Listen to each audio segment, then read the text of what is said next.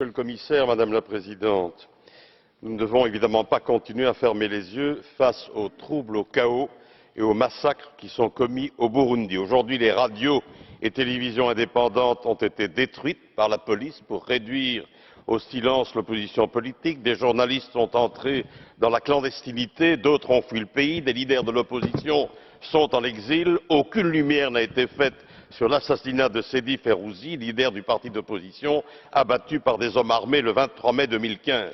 Et pour légitimer la répression, le pouvoir a déclaré que les manifestations sont désormais assimilées à l'insurrection contre l'ordre légal.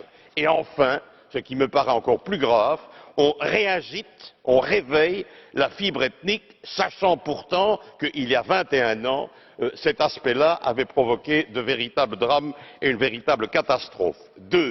Moi, j'ai eu l'occasion de participer aux accords d'Arusha en 2001 au nom de l'Union européenne, au nom de la présidence de l'Union européenne, et je peux affirmer que la décision de Nkurunziza de participer à ces élections présidentielles est totalement contraire aux accords d'Arusha.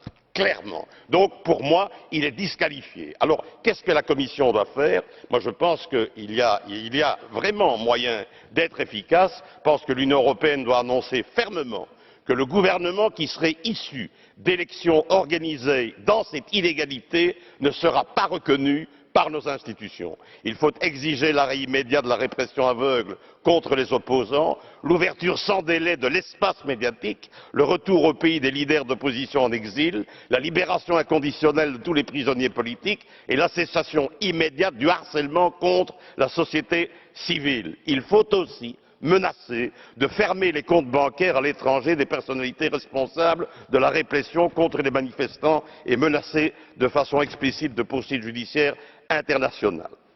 M. Nkurunziza est disqualifié, il ne peut plus être président. Il faut le dire, vous avez véritablement une capacité de le dire et d'avoir un effet sur cette question.